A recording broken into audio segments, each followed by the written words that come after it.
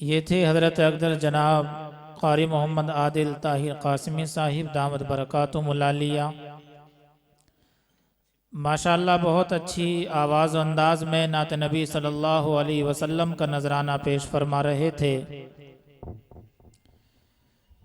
देखिए हाजरीन, इस वक्त हमारा डाइस बहुत ही मोतबर हो चुका है, चूँकि हमारे डाइस पर तशरीफ़ फरमा हो चुके हैं मुकर्रिर शीरी बयां के नाम से जाने पहचाने जाने वाले, सरदने से चलकर हमारे दरमियान में तशरीफ़ फरमा होने वाले उस्ताजुल असातिज़ा हज़रत अक़दस जनाब मौलाना शकील अहमद साहिब दामद बरकातुहुल आलिया, मोहतमिम जामिया इब्न मसूद सरदना शहर मेरठ, माशाअल्लाह हज़रत वाला भी तशरीफ़ फरमा हो चुके हैं।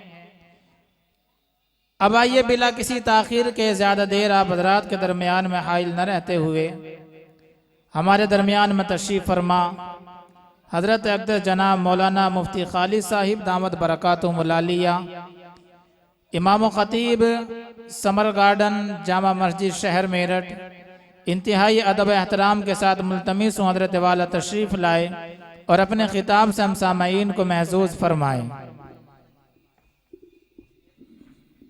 बिस्मिल्लाहिर्रहमानिर्रहीम। इन्नल हम्दलिल्लाह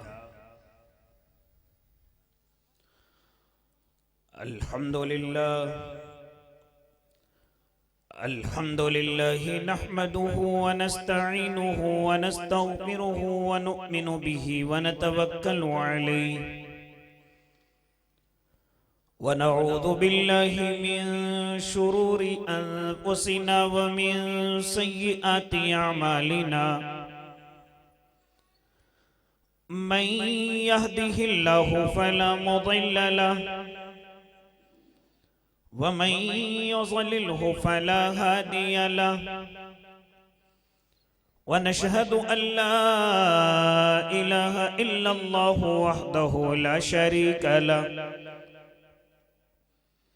व नशहदु अन्न सय्यिदना व हबीबना व शफीअना व सनदना व मौलाना मुहम्मद अरसलहु बिलहक़्क़ि बशीरन व नज़ीरा व दाइयन इलल्लाहि बिइज़निहि व सिराजम मुनीरा। व सल्लल्लाहु तआला अला खैरि खल्क़िहि मुहम्मद व अला आलिहि व अस्हाबिही व अज़वाजिही व दुर्रिय्यातिही व सल्लम तस्लीमन कसीरन कसीरा।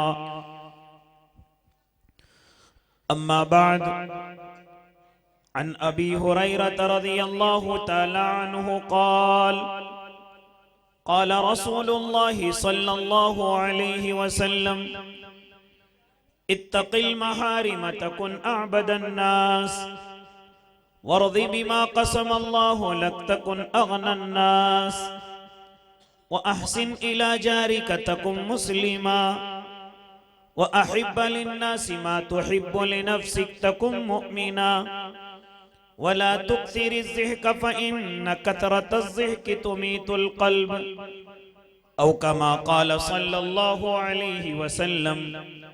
सदक़ल्लाहुल अज़ीम व सदक़ रसूलुहुन नबियुल करीम व नहनु अला ज़ालिका मिनश शाहिदीन वश्शाकिरीन वल्हम्दुलिल्लाहि रब्बिल आलमीन।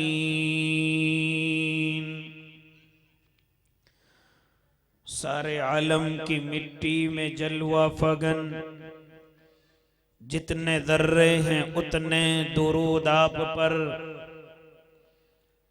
चश्मे इंसान से अश्कों में टपके हुए, जितने कतरे हैं उतने दुरूद आप पर। बाग़े कौनैन के सारे अशजारों में जितने पत्ते हैं उतने दुरूद आप पर। सारी तकरीर व तहरीर इंसान में, रब कौनैन के सारे कुरान में जिस कदर लफ्ज़ हैं, जिस कदर हर्फ हैं, जितने नुक्ते हैं उतने दुरूद आप पर। मेरे कहने का मतलब है अल्लाह के जितने जलवे हैं उतने दुरूद आप पर। अल्लाहुम्मा सल्ली अला सय्यिदिना मुहम्मद व अला आलि सय्यिदिना मुहम्मद व बारिक व सल्लिम। बावकार उलमाए कराम, मुअज़्ज़ज़ सामिईन इज़ाम, अजीज दीनी भाइयों, बुजुर्गों, नौजवानों और मासूम बच्चों, आवाज़ अगर पहुंच रही है तो पाकीज़ा इस्लामी माएँ और बहनों, हज़रत अक़दस हज़रत क़ारी मोहम्मद फ़िरोज़ साहिब दामत बरकातुहुल आलिया के इस चमन में फिर एक मर्तबा हाज़री का शर्फ मिल रहा है। सामईन की तादाद अगरचे मदरसे की मोहब्बत के एतबार से कम है, लेकिन चूंकि हम तो अपने मेज़बान के मातहत हैं, इन्होंने बेचारों ने अनथक कोशिश की, मेहनत की, लोगों तक दावत लेकर के गए। उसके बाद भी अगर सामईन की तादाद कम है, ये तो सिर्फ अल्लाह की मर्जी है। लेकिन हमारे बुजुर्गों का ये तरीका रहा है कि हमारे किसी अमल से मेज़बान को ये न लगे कि हमने उनकी मजलिस को वज़न नहीं दिया। इंशाअल्लाहुल अज़ीम इसी तरह वो गुफ्तगू फरमाया करते थे जिस तरह बड़े मजमू में किया करते हैं। तो हमारे लिए मजमा कोई हैसियत नहीं रखता, हमारे लिए तो मोहब्बतें, और उन मोहब्बतों में अगर एक या दो भी हमें मिल जाएं तो हमारे लिए हजारों के मजमों से अफजल है। बहुत सारे बुजुर्गों के वाक़यात इस तरह के किताबों में भरे हुए हैं कि शेखुल इस्लाम हज़रत मौलाना हुसैन अहमद मदनी रहमतुल्लाह अलैह कहीं तकरीर फरमा रहे थे। पूरी तकरीर मुकम्मल हो गई, एक जवान दौड़ता हुआ हजरत की खिदमत में हाजिर हुआ। हजरत मुझसे तो आपका बयान निकल गया। उस वक्त में ये रिकॉर्डिंग, ये यूट्यूब, ये तमाम चीज़ें मौजूद नहीं थी। हजरत ने कहा ठीक है आप तशरीफ रखें, और फिर पूरा मुकम्मल बयान मिवान इसी तरीके से उसको सुनाया। किसी ने कहा हजरत एक बंदे को आपने पूरा मुकम्मल तफसीली बयान सुना दिया। तो हजरत का जवाब यही था कि असल सुनने वाला यही तो था। तो इसलिए मेरे भाई स्टेज पर उन्हीं मेहमानों में एक बड़ी शख्सियत, हम सब के बड़े करम फरमा, मुशफ़िक़ व मुरब्बी हज़रत अक़दस हज़रत मौलाना शकील अहमद साहिब कासमी दामत बरकातुहुल आलिया तशरीफ़ फरमा हैं। दीगर अकाबिरीन उम्मत भी तशरीफ़ फरमा हैं। हज़रत मौलाना मुफ्ती सनोबर साहिब जो निज़ामत के फ़राइज़ अंजाम दे रहे हैं, हज़रत मौलाना मुफ्ती खालिद साहिब, हज़रत मौलाना मुफ्ती मूसा साहिब और रफ़ीक़ मुकर्रम हज़रत कारी तलहा साहिब, दीगर और भी मेरे बड़े भाई, साथी, दोस्त यहाँ तशरीफ़ फरमा हैं। मुख्तसर से वक्त में इंशाअल्लाह अपनी बात को मुकम्मल करूँगा। दुआ करें अल्लाह सही कहने की और हम सब को उस पर अमल करने की तौफीक इनायत फरमाए। मेरे भाई, इस वक्त में मैं और आप ये बखूबी जानते हैं कि उम्मत के लिए जहाँ बहुत सारी मेहनतों, काविशों की ज़रूरत है कि हर आदमी अपने एतबार से, हर मुस्लिह अपने एतबार से अपने मैदान के अंदर मेहनत करे, क्योंकि इस वक्त में उम्मत मुस्लिमा का हर मैदान लुटता हुआ, पिटता हुआ नजर आ रहा है। तो इसलिए हर मैदान के जो शहसवार हैं उन्हें अपने मैदान की मेहनत को और बढ़ा देना चाहिए। आप समझदार हैं, बात को समझ सकते हैं। मेरे और आपके आका मोहम्मद अरबी सल्लल्लाहु अलैहि वसल्लम जहां तमाम मैदानों के शहसवार थे, वहीं मेरे और आपके आका अपने सहाबा को लेकर के बैठते और वाज़ो नसीहत फरमाते। मेरे और आपके आका के सहाबा भी मेरे आका से बड़ी मोहब्बत फरमाते और आपकी नसीहतों और आपकी वसीयतों के लिए मोहम्मद अरबी सल्लल्लाहु अलैहि वसल्लम तमाम मैदानों में अजीम शहसवार साबित हुए। इसी तरीक़े से मेरे और आपके आका महबूब खुदा सल्लल्लाहु अलैहि वसल्लम अपने सहाबा को कभी कभी लेकर के बैठ जाया करते थे। आप नसीहतें फरमाते, आप वसीयतें फरमाते।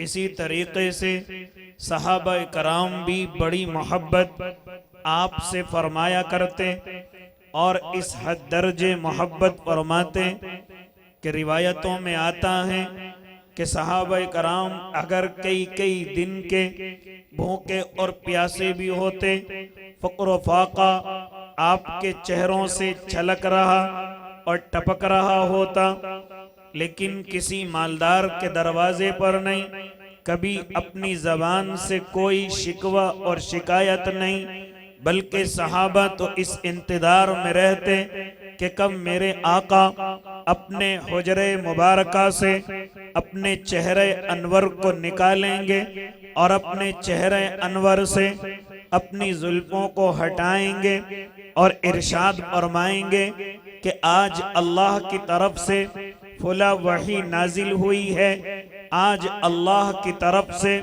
फुला पैगाम आया है। सहाबा जब इन अल्फाज को सुनते तो रावी बयान करता है कि सहाबा को अपनी थकान महसूस न होती, भूख और प्यास खत्म हो जाती, यहाँ तक कि वो तिश्नगी जो कई कई वक्तों से आप पर सवार रहती वो आपकी मोहब्बत में दूर हो जाती। तो मेरे आका इस तरीके से अपने सहाबा को वही भी सुनाया करते, अपने सहाबा को नसीहतें भी फरमाया करते, अपने सहाबा को कभी कभी वसीयतें भी फरमाया करते। ए अल्लाह के नेक बंदो, मेरे और आपके आका ये तमाम अमल अपने सहाबा की मोहब्बत में फरमाया करते थे और तमाम सहाबा से बराबर मोहब्बत करते थे। यहाँ तक कि किसी सहाबी को ये महसूस न होता था कि मेरे आका मुझसे कम मोहब्बत करते हैं या फला सहाबी से ज्यादा मोहब्बत करते हैं, कभी ये महसूस न होता था। एक मर्तबा तो हजरत अम्र इब्नुल आस रदियल्लाहु ताला अन्हु एक मर्तबा आपसे सवाल भी फरमा लेते हैं, आका आपको सबसे ज्यादा मोहब्बत किससे है? इस सवाल की जरूरत क्यों पड़ी?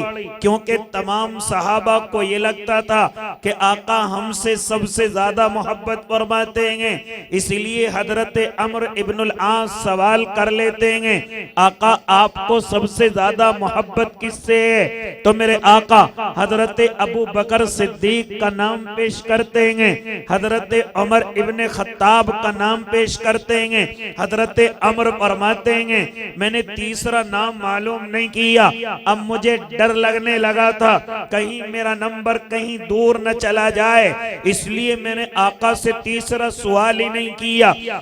जानते हो ये सब क्यों? क्योंकि मेरे और आपके आका सहाबा से बराबर अपने मामलात रखते थे, बराबर मोहब्बत फरमाया करते थे। सबको ये महसूस होता था कि आका हमसे सबसे ज्यादा मोहब्बत करते हैं। आप अपने सहाबा से ऐसी मोहब्बत फरमाते कि तमाम सहाबा के घरों का मालूम था, तमाम सहाबा के कारोबार का मालूम था, तमाम सहाबा के ताल्लुक से तमाम कारगुजारियां मेरे और आपके आका के पास रहा करती थी। जो शहर के सहाबा थे आप उनसे भी ऐसे ताल्लुक रखते और जो गांव और देहात के सहाबी होते मेरे और आपके आका उनसे भी इसी तरह उल्फत फरमाया करते। ये ना होता था कि अगर शहरी सहाबी हैं, अगर शहर का रहने वाला है तो उससे ज्यादा मोहब्बत है, और अगर कोई गांव का देहाती है उससे आप कम दर्जे मोहब्बत का रखते हैं। नाना अल्लाह के नेक बंदो, आप तमाम सहाबा से बराबर मोहब्बत रखा करते थे। आपको तो ये भी मालूम रहता था कि मेरा कौन सा सहाबी कहाँ नमाज पढ़ता है, मेरा कौन सा सहाबी सब में कहाँ खड़ा होता है। इसलिए आप कभी कभी अपने सहाबा को देख करके आवाज भी लगाया करते, अरे आज मुझे पुला सहाबी नजर नहीं आ रहे, मेरे बराबर में तो नमाज पढ़ते हैं, मेरे पीछे तो नमाज पढ़ते हैं, मुझे पुला मेरा साथी नजर नहीं आ रहा है। ए अल्लाह के नेक बंदो, इस दर्जे की मोहब्बत फरमाया करते।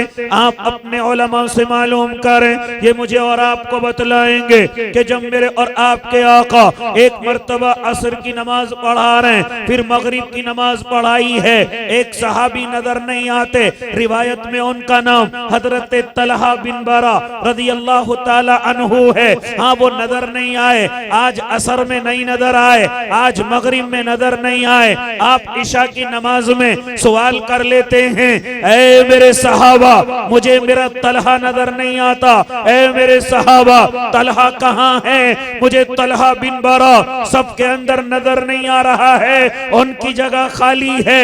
तो सहाबा अर्ज करते हैं, आका हजरत तलहा की तो तबीयत खराब हो गई है, और इस कदर तबीयत खराब हो गई कि आपको गशी तारी होती है, आपको बेहोशी तारी हो जाती है। आका वो इस लायक नहीं है कि मस्जिद में आकर के बाजमात नमाज अदा करें। आका उनकी तबीयत इतनी अलील है कि वक्तन बवक्तन आपको बेहोशी तारी हो जाती है।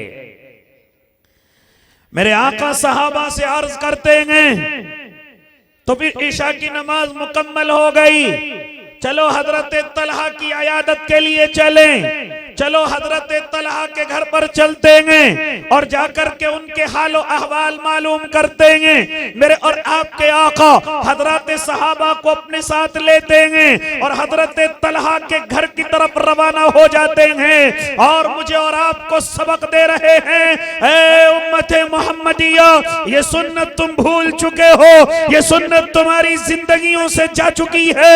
आजकल मरीज की अयादत करना, इसमें तुमने भेदभाव पैदा कर दिए हैं। अगर कोई मरीज मालदार है तो मैं और आप देखने के लिए जाते हैं, अगर कोई करीब का रिश्तेदार है तो उसे देखने के लिए जाते हैं, और अगर इत्तेफाक से कोई हमारा हमसाया गरीब है तो उसकी अयादत की जरूरत नहीं, कोई रिश्तेदार गरीब है तो उसकी अयादत की जरूरत नहीं। अगर कोई मालदार बीमार हो गया तो हॉस्पिटलों पर भीड़ लगी हुई है, यहाँ तक के मिलने का देखने का नंबर तक नहीं आ रहा है। अगर कोई गरीब बीमार हो जाए तो न पड़ोसियों के पास वक्त है, न रिश्तेदारों के पास वक्त है। हालांकि फरमाते थे मेरे और आपके आका, ऐ अल्लाह के बंदो जरा सुन लो, अगर कोई मोमिन बंदा बीमार हो जाए, अगर कोई ईमान वाला बीमार हो जाए और दूसरा मुसलमान उसकी अयादत के लिए उसके घर पर जाए या जहां पर वो बीमार है उसके करीब तक जाए, तो फरमाते थे मेरे और आपके आका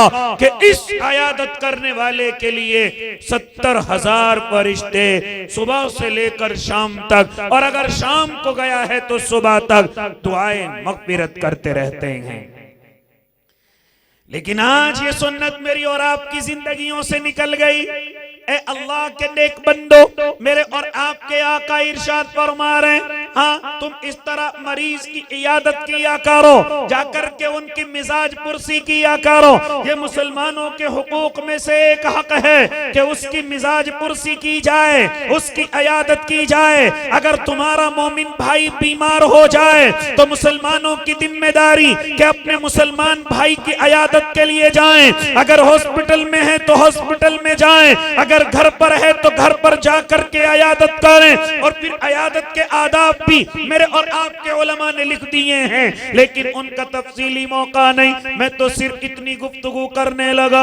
मेरे और आपके आका अपने एक एक सहाबी से बड़ी मोहब्बत फरमाया करते थे। हाँ, अपने सहाबा को साथ लेते हैं और हजरत तलहा बिन बरा के घर पर चल देते हैं। हजरत तलहा के घर पर जाते हैं, इस हाल में उनको पाते हैं कि हजरत तलहा पर गशी तारी है। आप बेहोशी की हालत में अपनी चारपाई पर लेटे हुए हैं। मेरे और आपके आका उनके घर वालों से मालूम करते हैं, ऐ तलहा के घर वालों, मेरे तलहा की हालत कैसी है? तो घर वाले अर्ज करते, आका हजरत तलहा की तबीयत इतनी नासाज है कि आप बेहोश होकर के गिर जाते हैं और इस वक्त भी आप पर गशी तारी है। मेरे आका इरशाद फरमाते हैं, ऐ तलहा के घर वालों, जरा सुनो, जरा सुनो, अगर रात के अंधेरे में तलहा को कुछ हो जाए तो जरा मुझे खबर कर देना, मेरे हुजरे तक इस खबर को पहुंचा देना, मेरे मेरे मेरे हुजरे तक इस इत्तिला को पहुंचा देना।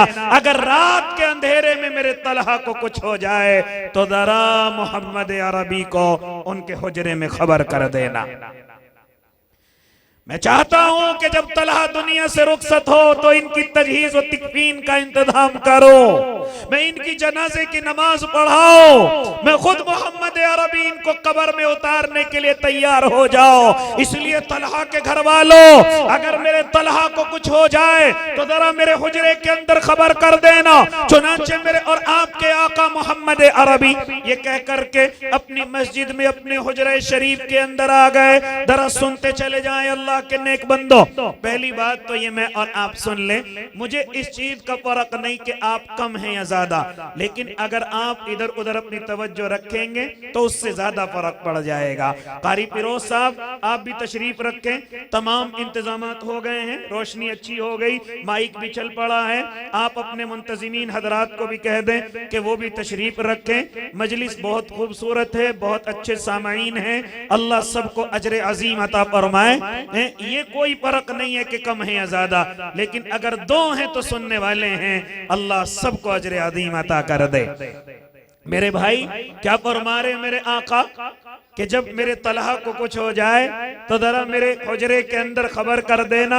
आप ये कह करके अपनी मस्जिद के अंदर तशरीफ ले आए। सुबह को फजर की नमाज अदा कर रहे हैं, आपने फजर की नमाज का सलाम फेरा, आप सहाबा की तरफ मुतवज्जे होकर के बैठ गए।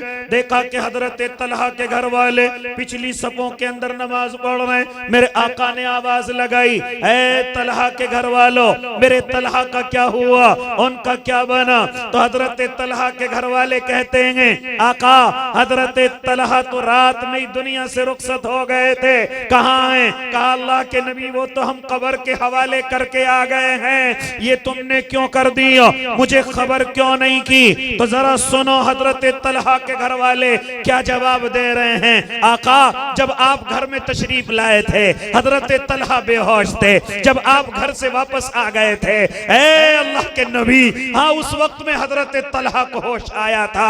हमने कहा था तलहा जानते हो आज तुम्हारी इयादत के लिए कौन आए थे? अल्लाह के नबी तशरीफ लाए थे और ये कह करके गए हैं अगर रात में मेरे तलहा को कुछ हो जाए तो जरा मुझे खबर कर देना। तो सुनो हजरत तलहा ने क्या कहा था, ऐ मेरे घर वालों जरा सुन लो, अगर मेरी रूह परवाज कर जाए, अगर मेरे बदन से रूह निकल जाए तो मेरी तजहीज और तकवीन कर देना, मेरी नमाज भी पढ़ा देना, मुझे कब्र के भी हवाले कर देना, कोई मेरे आका को खबर न करना। वजह मालूम की गई, वजह क्या है? तो जरा सुनो क्या फरमा रहे थे हजरत तलहा। फरमा रहे थे कि मैं नहीं चाहता कि मेरे तजहीज और तकवीन की वजह से, मेरी तदफीन की वजह से या मेरी जनाजे की नमाज पढ़ाने की वजह से मेरे आका के उस वक्त में आराम का वक्त होगा।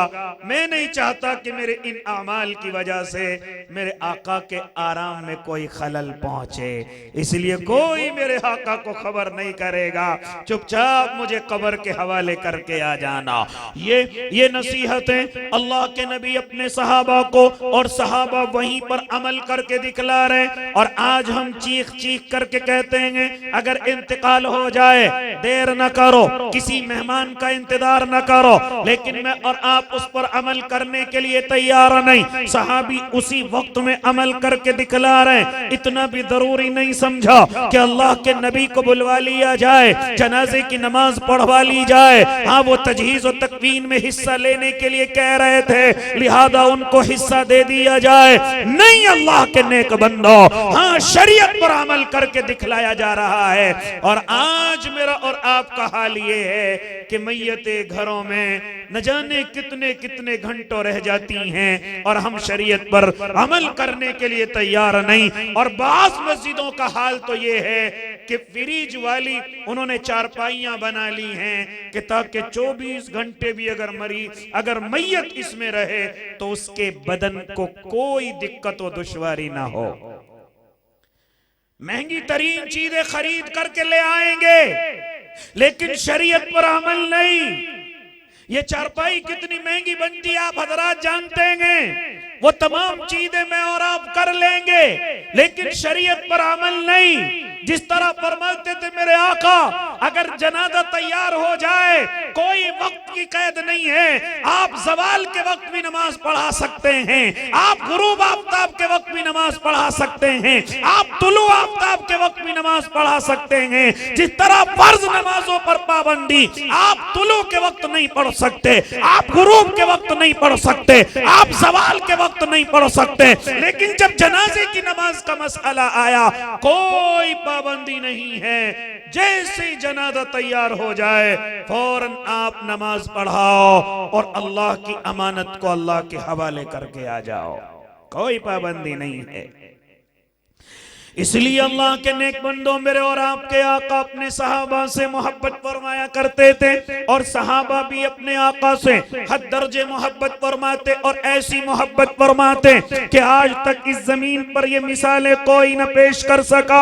हाँ, इस तरह मोहब्बत फरमाया करते थे कि उनकी मोहब्बतों को देख करके कई मर्तबा आसमान ने भी आंसू बहाए हैं, जमीन ने भी अपने आंसू बहाए हैं। ए अल्लाह के नेक बंदो, इस तरह हद दर्जे की मोहब्बत मेरे आका से सहाबा फरमा करके गए हैं। तो मेरे आका अपने सहाबा को कभी कभी बिठा करके नसीहतें फरमाया करते थे। उन्हीं में से एक नसीहत की ताल्लुक से मैंने हदीस मुबारक का खुतबे के अंदर पढ़ी। क्या फरमाते हैं मेरे आका? हजरत अबू हुरैरा उसको नकल कर रहे हैं, उसके रावी हैं। इरशाद फरमाते हैं कि एक मर्तबा सहाबा का मजमा है और आका इरशाद फरमाते हैं, कौन है वो अल्लाह का नेक बंदा जो मुझसे 5 नसीहतें सीखे, जो मुझसे 5 नसीहतें याद करे और उन पर अमल करने की कोशिश करे, उनको अपनी जिंदगी में लाने की कोशिश करे और फिर उन 5 नसीहतों को लोगों तक पहुंचाए ताकि वो भी उस पर अमल करने वाले हो जाएं। हजरत अबू हुरैरा फरमाते हैं कि अक्सर सहाबा इस इंतजार में रहते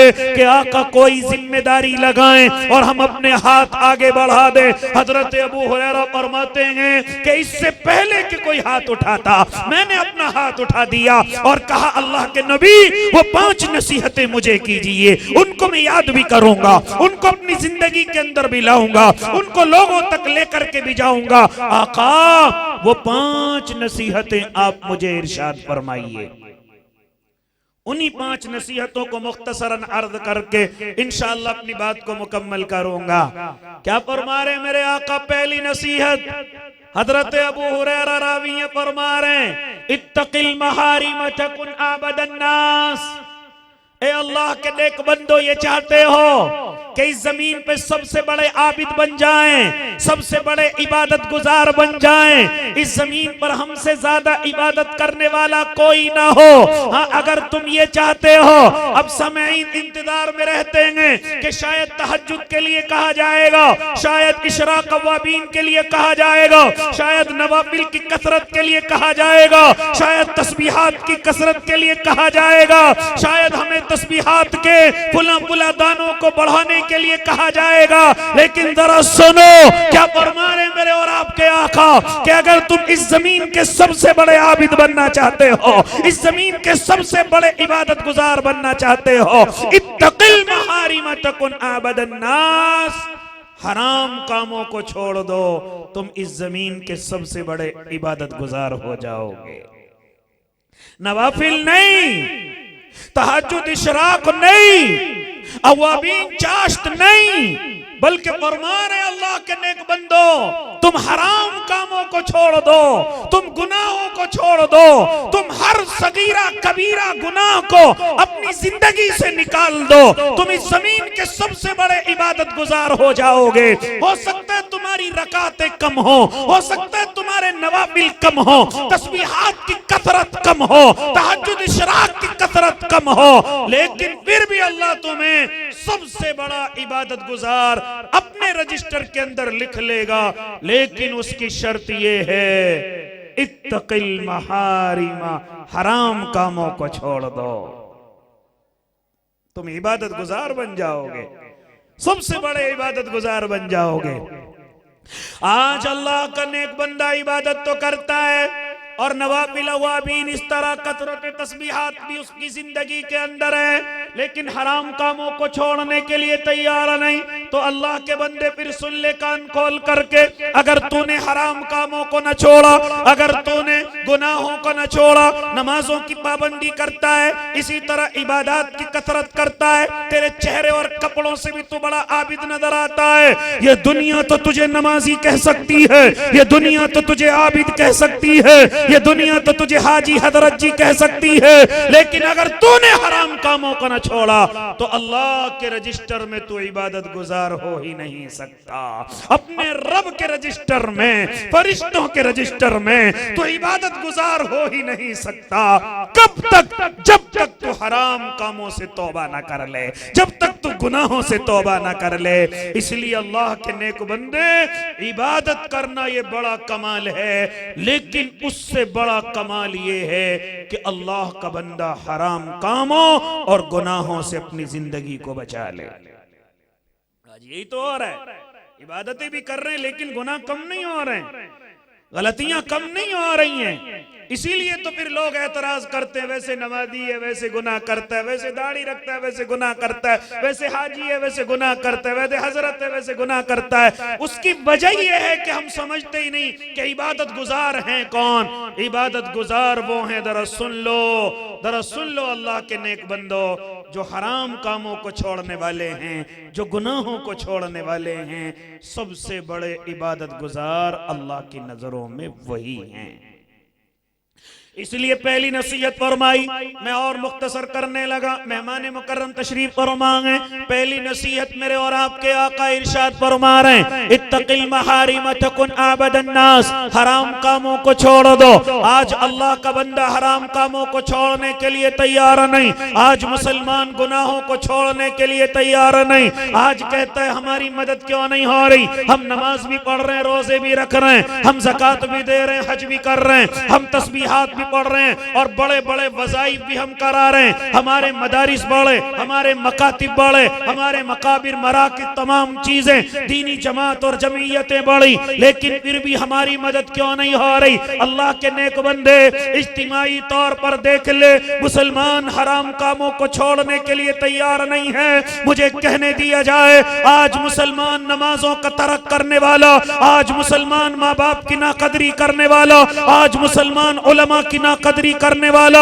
आज मुसलमान अपने भाइयों अपने बहनों के हुकूक दबाने वाला, आज मुसलमान मुझे कहने दीजिए शराब और नशा करने वाला, जुआ और सट्टा खेलने वाला, जिना के अड्डों पर पहुंचने वाला, मुझे कहने दीजिए झूठ और धोखे और वादे खिलाफी को होशियारी समझने वाला, आज कोई और नहीं है। चोरी और डकैती में नंबर 1 आने वाला कोई और नहीं है। अल्लाह के नेक बंदो, मुसलमान है। अगर हराम कामों से नहीं बचेगा तो कोई मदद अल्लाह की तरफ से आने वाली नहीं है, कोई मदद अल्लाह की तरफ से, कोई रहमत के फरिश्ते अल्लाह की तरफ से मुसलमानों की मदद के लिए आने वाले नहीं हैं। इसलिए हराम कामों को छोड़ना पड़ेगा, हमें अपने रातों के अंधेरों के जायजे लेने पड़ेंगे और दुनिया के सामने पाकीज़ा बनने वालों, हमें अपनी तन्हाइयों को भी पाकीज़ा बनाना पड़ेगा और दुनिया के सामने पाक साफ रह करके चलने वालों,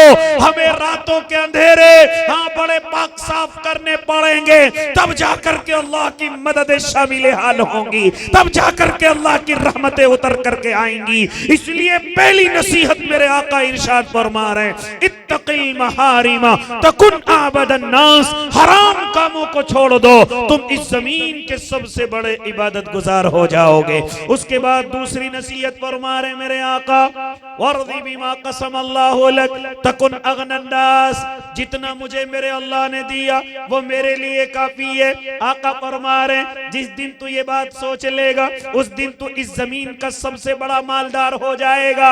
हाँ, आज मुसलमान हिर्स व हवीस की दुनिया में पड़ा हुआ है, अपने से बड़े को देखता है और उससे बड़ा बनने की कोशिश करता है। ए अल्लाह के नेक बंदे, अपनी दी हुई अल्लाह की नेमत को कम समझता है, अपने घर को छोटा समझता है, अपनी गाड़ी को छोटी समझता है, अपनी जमीन को कम समझता है, अपनी दुकान को छोटा समझता है, अपनी रोजी के रास्ते को छोटा समझता है, और जो उससे बड़ा है उससे भी बड़ा बनने की कोशिश करता है। जिसकी वजह यह है कि आज इस हरकत ने मुसलमानों को गलत काम करने पर मजबूर कर दिया है। क्यों हराम की तरफ चलते हैं?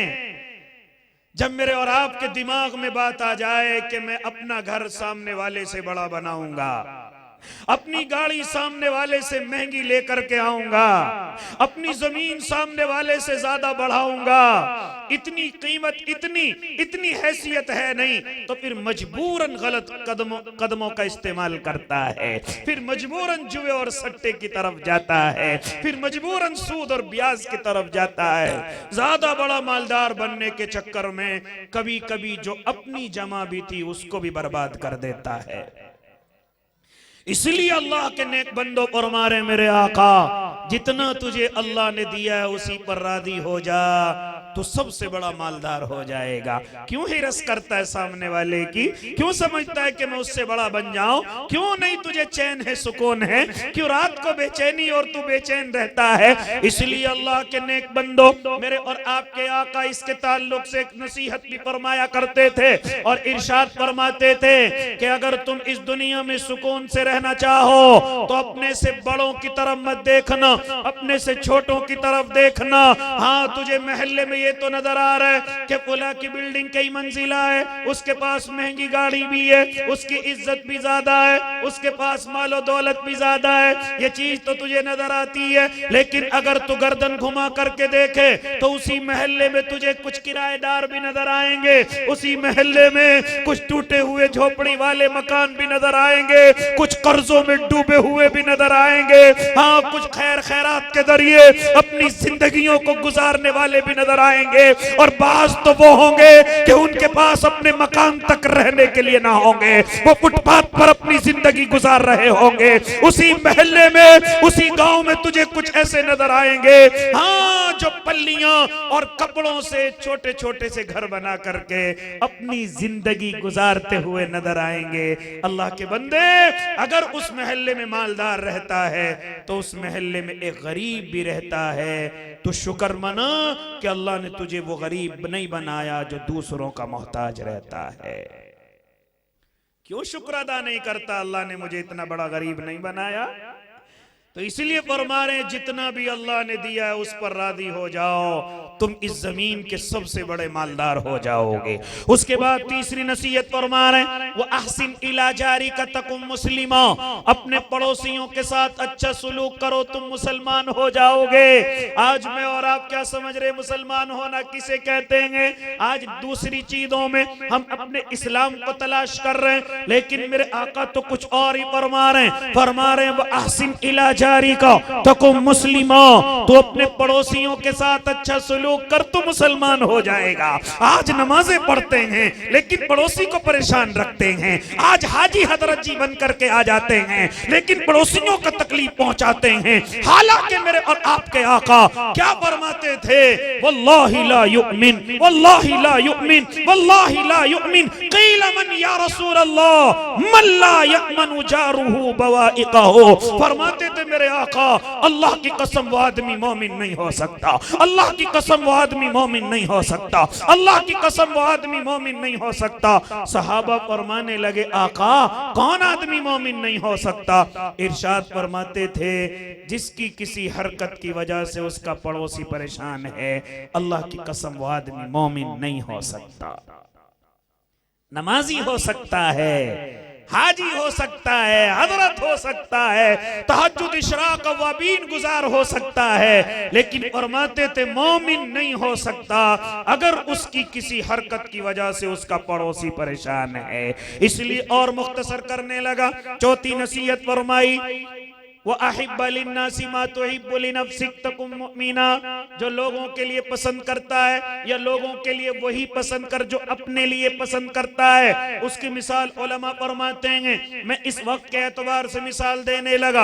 आज मेरी और आपकी तमन्ना ये रहती है कि लोग मुझे इज्जत से बोलें, लोग मेरा नाम ऐसा ले जो मुझे अच्छा लगे, लोग मेरी चुगली ना करें, लोग मेरी बदगुमानी ना करें, लोग मुझे बुरा ना कहें, लोग मुझे ऐसे अल्फाज ना कहें जिससे मुझे तकलीफ पहुंचे। अगर मुझे पता चल जाए किसी ने मेरी चुगली की है तो दिल को तकलीफ पहुंचती है ना, इसी तरीके से कोई मुझसे मुखालिफ है तो मेरे दिल को तकलीफ पहुंचती है। फरमाते हैं जो चीज तू अपने लिए पसंद करता है वही अपने भाइयों के लिए भी पसंद किया कर। जब तुझे किसी की चुगली पसंद नहीं है कि कोई तेरी चुगली करे तो तू क्यों किसी की करता है? जब तुझे किसी का अपना नाम बिगाड़ना पसंद नहीं है तो दूसरे का क्यों बिगाड़ता है? जब तुझे ये पसंद है कि मेरा नाम इज्जत से ले, मेरा नाम कोई बेइज्जती से न ले, तो दूसरों का नाम क्यों इस तरीके से? तो जो चीज तू अपने लिए पसंद करता है वही अपने भाइयों के लिए भी पसंद किया कर। उसके बाद पांचवी नसीहत इरशाद फरमाई, वला तुक्तिरी ज़िहका फ़इन्न कसरत ज़िहकी तुमीतुल क़ल्ब। फरमाते थे मेरे आका, ओ अल्लाह के बंदो, ज्यादा हंसने की आदत न बनाओ, ये ज्यादा हंसना दिल को मुर्दा कर देता है। आज मेरी और आपकी महफिलें हंसने हंसाने की ज्यादा हैं, मोबाइल में भी वीडियोस हंसने हंसाने की ज्यादा हैं, हालांकि कुरान मुकद्दस में साफ तरीके से मना कर दिया, फलयज़हकू क़लीला वलयबकू कसीरा। ए मेरे बंदो, ज्यादा ना हंसा करो, ज्यादा रोया करो, ज्यादा रोया करो। और मेरे आका भी अगर अपने सहाबा को खिलखिलाता हुआ हंसता हुआ देखते थे तो फौरन फरमा दिया करते थे, काश तुम मौत को याद कर लेते, काश कब्र को याद कर लेते, काश हश्र के मैदान को याद कर लेते, तो इस तरह खुल करके और खिलखिला करके न हंसते। और पूरी जिंदगी मेरे आका कभी खिलखिला करके नहीं हंसे। हमेशा आपको रिवायत में मिलेगा कि आप मुस्कुराए, आपने तबस्सुम फरमाया, या ज्यादा से ज्यादा ये रिवायतों के अंदर आता है कि आप इतना मुस्कुराए कि आपके दंदाने मुबारक नजर आने लगे थे। सिर्फ ये रिवायत के अंदर आता है, ये नहीं कि आप पेट पकड़ करके या जोर से लोगों को परेशान करके, नहीं, ये तरीका शरीयत के खिलाफ है। फरमाते थे मेरे आका, वला तुक्तिरी ज़िहका फ़इन्न कसरत ज़िहकी तुमीतुल क़ल्ब, ज्यादा हंसने की आदत न बनाओ, ये ज्यादा हंसना तुम्हारे दिल को मुर्दा कर देगा। तो इंशाअल्लाह इन 5 नसीहतों पर अमल करेंगे ना भाई, करेंगे ना? हराम कामों से अपने आप को बचाएंगे इंशाअल्लाह। इसी तरीके से जो अल्लाह ने दिया उस पर राजी रहेंगे, किसी से बहस नहीं करेंगे, किसी से हसद नहीं रखेंगे इस मामले में। इसी तरीके से अपने पड़ोसियों के साथ अच्छा सलूक करेंगे। और इसी तरीके से फरमाया, जो अपने लिए पसंद करते हैं वही अपने भाइयों के लिए भी पसंद करेंगे, और ज्यादा हंसने की आदत नहीं बनाएंगे। अल्लाह मुझे और आप सबको इन 5 नसीहतों पर जो आका ने सहाबा को फरमाई, अल्लाह हम सबको अमल की तौफीक दे दे। आमीन व आखिर दावाहुम अनिल हम्दुलिल्लाहि रब्बिल आलमीन।